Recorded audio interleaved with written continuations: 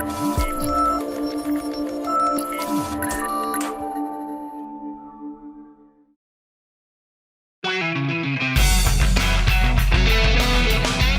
listening to the Shared Security Podcast, exploring the trust you put in people, apps, and technology, with your host, Tom Eston. In episode 103 for January 13th, 2020, the Department of Homeland Security warns of Iranian CyberAttacks, Ring gets hit with a $5 million class action lawsuit, and some quick tips on how to prevent calendar spam. This year, I'm making a resolution to take my digital privacy and health more seriously, and so should you. That means thinking about which companies have our personal data and taking steps to delete, remove, or cancel any services that we don't want our information to be part of. I also want to set better limits on my smartphone usage. Now, there are lots of reasons to do this besides the privacy benefits, but just think about the health benefits as well. The more we can disconnect from our smartphones, the better. And one way to help is by using a silent pocket Faraday sleeve, which will block all wireless signal, keeping you less distracted and more focused on other, more important things besides all the messages popping up on your smartphone. Pick up your own Faraday sleeve at silentpocket.com and take 15% off your order right now using discount code SHAREDSECURITY at checkout.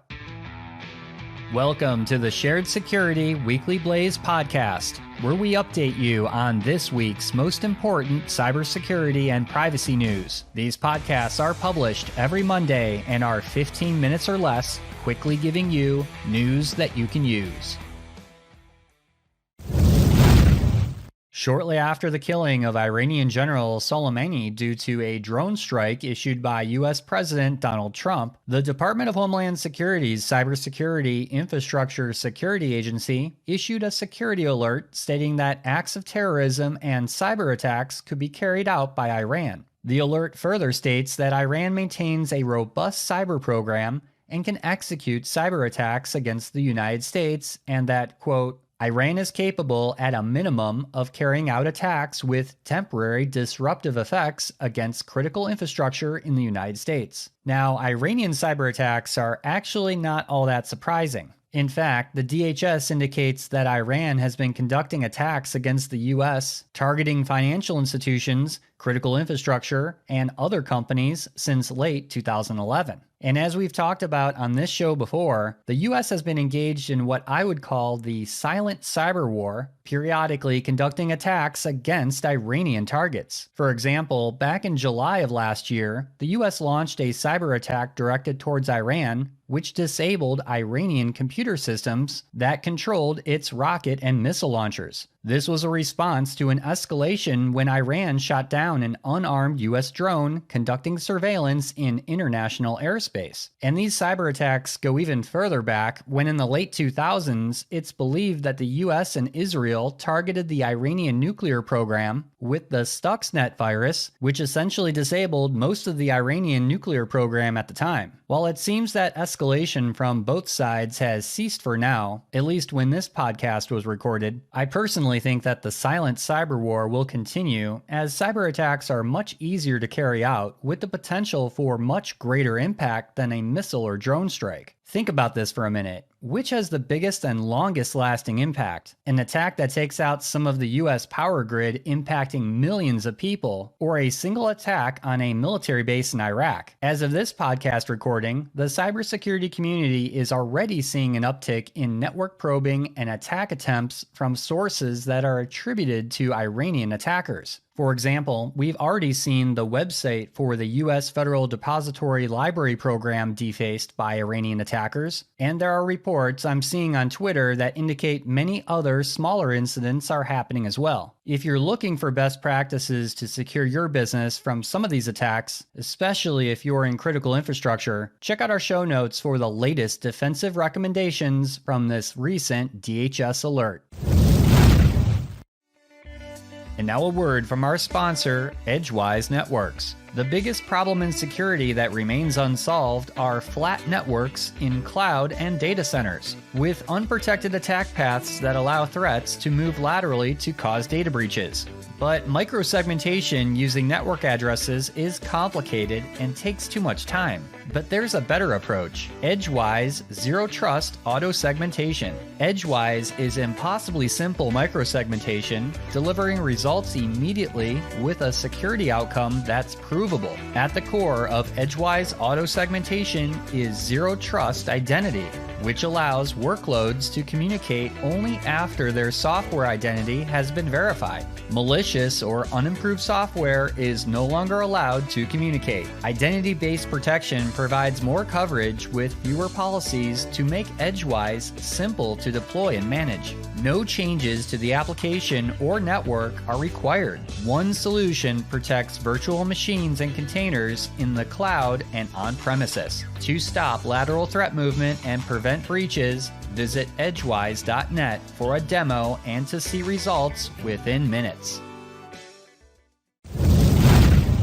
Right at the end of last year, Amazon, who owns Ring, was slapped with a massive $5 million proposed class action lawsuit stating that Ring cameras are vulnerable to cyber attacks. You may remember that towards the end of last year, we had an influx of news stories about Ring's cameras being hacked, including one disturbing story about a family's Ring camera that was hijacked so that someone could spy on and speak to an 8-year-old girl in her bedroom. And this hasn't been the only incident. More and more of these Ring camera hacks are being reported all over the news, and the lawsuit cites many of these claims. But like I've talked about on this show before, this is really an issue of password reuse and people making poor choices when it comes to their passwords. These Ring cameras were not hacked. Rather, they were broken into by attackers who either guessed a password or used compromised credentials from previous data breaches. The other problem is that many of these situations could have been prevented if camera owners enabled two-factor authentication in the first place. This means that if someone created a poor password or had their password exposed from a data breach, just having two-factor authentication enabled could have prevented these cameras from being compromised. Ring has also had the option to enable two-factor authentication for quite some time now, but the real issue comes down to education and knowing what controls you have for security. Sure, Ring could have done more by perhaps forcing two-factor authentication for all users as an example, but it does really come down to you as the owner of one of these internet-connected devices to think about how you're going to secure them, especially if you have a camera in a sensitive area like a child's bedroom. Now, I don't want to pass judgment on the victims. They probably didn't even know about the problems of password reuse or what two-factor authentication even is. I would guess that we'll see this lawsuit thrown out as these situations were not Ring's fault, but rather a fault of lack of education and the persistent problem of password reuse.